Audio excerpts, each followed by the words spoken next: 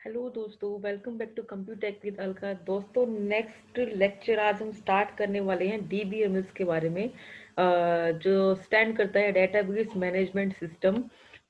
Database management system क्या होता है, जो कि अभी हमने प्रीवियस लेक्चर में देखा। Database oriented approach, file based oriented approach. तो ये टोटली क्या है? ये डेटाबेस ओरिएंटेड अप्रोच है। जो भी फाइल ओरिएंटेड के जो भी ड्रॉबैक्स थे वो यहाँ पर ओवरकम होते हैं। तो database oriented approach for organizing the data, यानी कि डेटा को ऑर्गेनाइज करने का काम करता है। A set of programs is provided to facilitate users in, यानी कि एक ऐसा सेट ऑफ प्रोग्राम है जो कि यूजर्स को फैसिलिटीज प्रोवाइड करवाता है, like organizing, creating, deleting, updating and manipulating data in a database. तो ये सब क्या है? जो सारे ओल्ड प्रोग्राम्स है टुगेदर, यानी कंबाइन किए हुए हैं, उन्हीं को हम क्या बोलते हैं? डेटाबेस बोलते हैं। उन्हीं को हम डेटाबेस मैनेजमेंट सिस्टम बोलते हैं। तो दोस्तों, इसमें मॉडल्स कौन कौन से होते हैं? डेटाबेस मॉडल कौन कौन से होते हैं डीबीएमएस के? एक्चुअली ये है क्या database model? It defines the manner in which the various files of a database are link together, यानी कि ये एक ऐसा मैनर है जिसे डिफाइन किया गया है जिसके अंदर सारी फाइल्स ऑफ अ डेटाबेस एक लिंक्ड की हुई होती है एक साथ में। तो यहाँ पर 4 अलग अलग मॉडल्स है, वो हम यहाँ पर देखेंगे। जिसमें फर्स्ट मॉडल मॉडल आता है हायरार्किकल मॉडल, जिसे हम ट्री स्ट्रक्चर मॉडल भी बोलते हैं। तो यहाँ पर डाटा इस मैनर में ऑर्गेनाइज्ड किया हुआ होता है। तो यहाँ पर एक पेरेंट एलिमेंट होता है और उसके नीचे सारे उसके चाइल्ड एलिमेंट, फिर सब चाइल्ड एलिमेंट, यानी कि ग्रांड पेरेंट और ग्रांड पेरेंट हो गए, फिर पेरेंट हो गए, फिर चाइल्ड हो गए।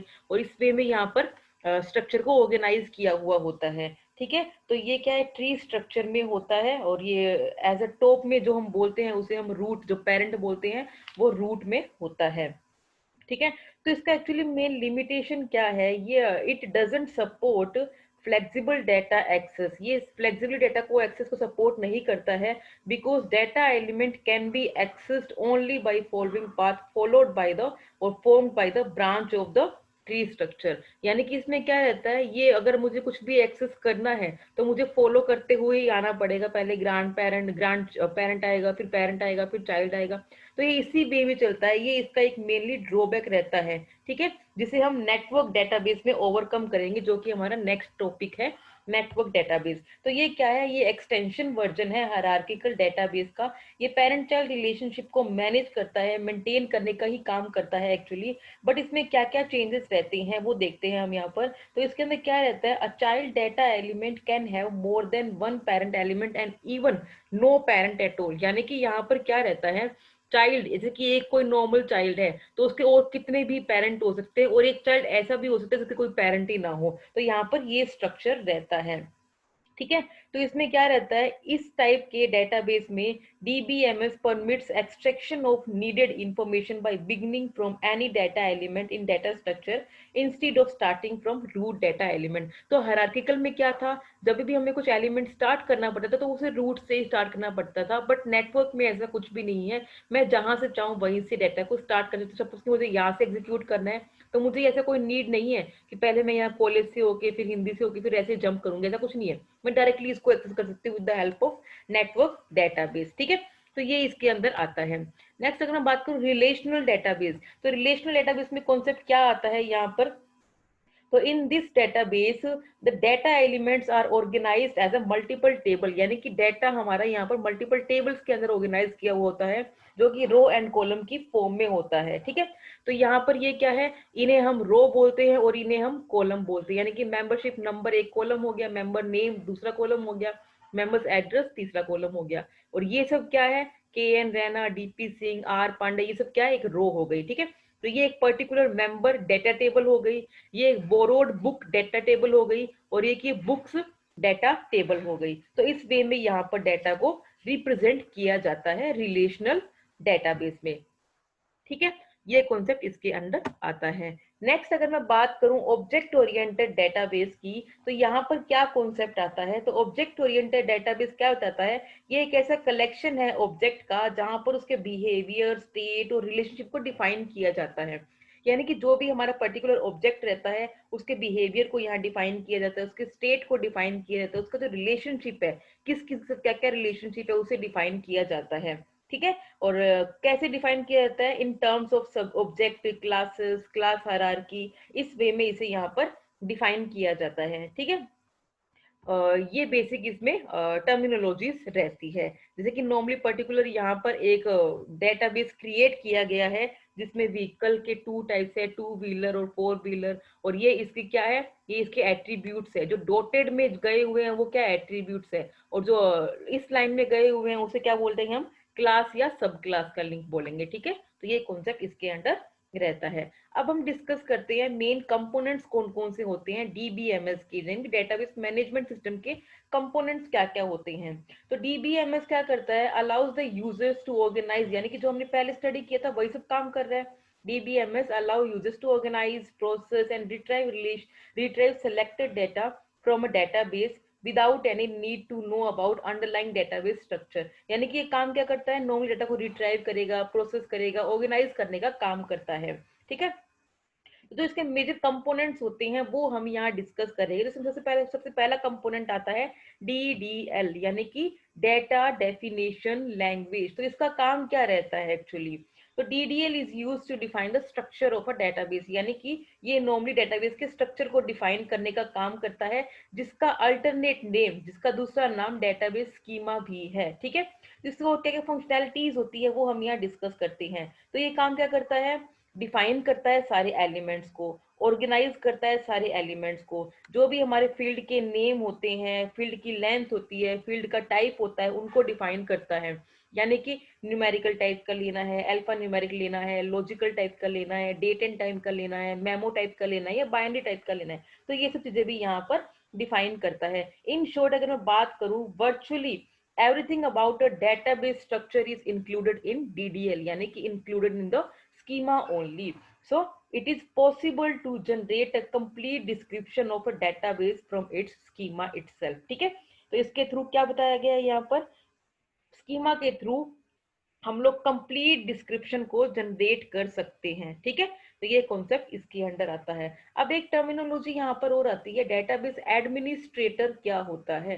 तो डेटाबेस एडमिनिस्ट्रेटर का कॉन्सेप्ट यहाँ पर ये बताता है कि जो ओवरऑल कंट्रोल करता है, कोऑर्डिनेट करता है, इंस्टॉल करता है, सब कुछ चीजें जिसके अंडर आती है उसे हम क्या बोलते हैं, डेटाबेस एडमिनिस्ट्रेटर बोलते हैं, जो कि इस्टेब्लिश करने का काम करेगा, कंट्रोल करने का काम करेगा, determining the relationship among data elements, जिसका काम ये रहेगा, उसको वो सब किसके अंडर आएंगे, डेटाबेस एडमिनिस्ट्रेटर के अंडर आते हैं।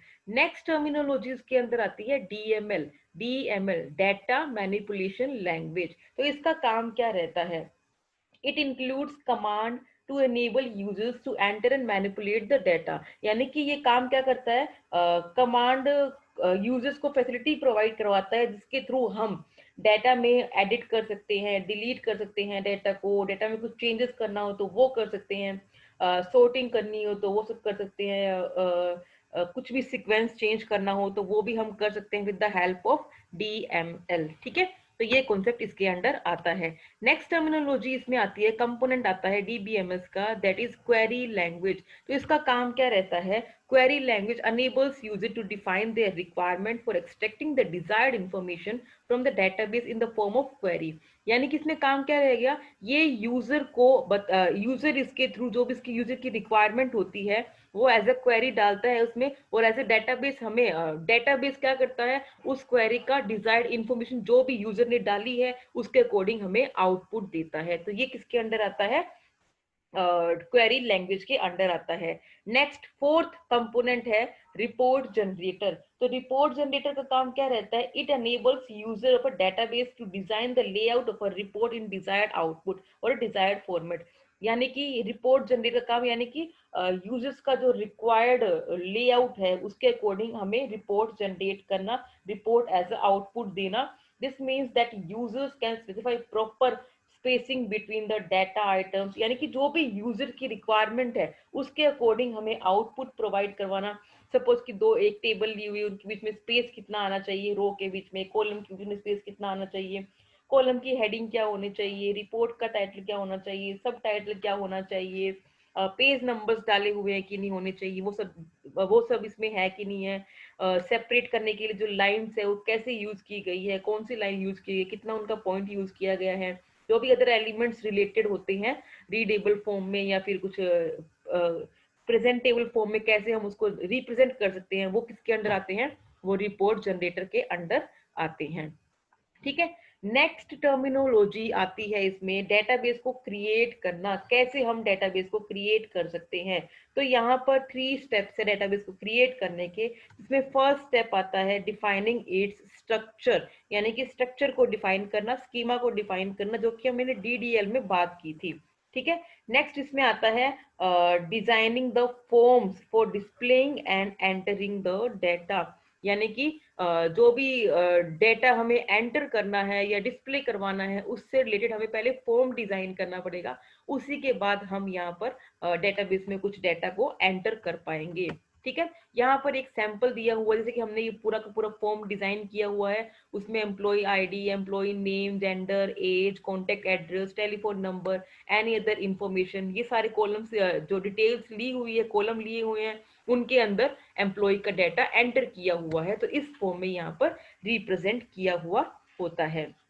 ठीक है, तो ये सब चीजें इसके अंदर होती है। नेक्स्ट एलिमेंट इसी के अंदर आता है कि डेटा को जो भी हमने एंटर किया है उसको हम देख भी सकते हैं, मॉडिफाई कर सकते हैं, डिलीट भी कर सकते हैं। इन केस अगर कुछ एडिशनल रिकॉर्ड ऐड करना हो तो वो भी हम इसके अंदर कर सकते हैं। ठीक है, अगर हमें कुछ डेटा के अंदर सर्च करना हो तो डायरेक्टली मैं क्या करूंगी, फाइंड की कमांड दूंगी, जिसके थ्रू मैं डेटा के अंदर कुछ भी सर्च कर सकती हूँ। क्वेरी लैंग्वेज के थ्रू, यानी कोई भी कॉम्प्लेक्स डेटाबेस होता है क्वेरी, उनके थ्रू डेटा को एग्जीक्यूट कर सकती हूँ। क्वेरी बाय एग्जांपल यानी QBE provide a simple user interface for specifying search criteria, यानी कि जो भी आपका क्राइटेरिया है उसके अकॉर्डिंग आप डेटा को सर्च कर सकते हैं, तो वो फैसिलिटी यहाँ पर दी जाती है। ठीक है, एट द लास्ट यहाँ पर टॉपिक आता है क्रिएटिंग द रिपोर्ट, हम रिपोर्ट को कैसे क्रिएट कर सकते हैं, किस पर्पज के लिए क्रिएट करते हैं, वो कॉन्सेप्ट यहाँ पर आता है। तो आप यहाँ पर देख सकते हैं कि एक रिपोर्ट तैयार की हुई है यहाँ पर, और ऐसे हमें टेबल की फॉर्म में वो रिप्रेजेंट होती है अगर हम एज अ आउटपुट कुछ देखना चाहते हैं तो। अल्फाबेटिकली ऑर्डर में है ये सारी, अल्फाबेटिकली ऑर्डर किसको किया गया, लास्ट नेम को यहाँ पर अल्फाबेटिकली ऑर्डर किया गया है। तो क्रिएटिंग रिपोर्ट्स में हमारा ये कॉन्सेप्ट आता है कि हम रिपोर्ट्स को कैसे क्रिएट करते हैं। ठीक है, तो ये टर्मिनोलॉजी है सारी रिलेटेड विद द डीबीएमएस। आप इस टॉपिक को अच्छे से समझे, अगर आपको कोई डाउट लगता है तो आप मुझसे डील कर सकते हैं और अपना डाउट क्लियर कर सकते हैं। और अगर आपको ये वीडियो अच्छा लगे तो लाइक करें, शेयर करें, सब्सक्राइब करें एंड कमेंट करना ना भूलें। Thank you.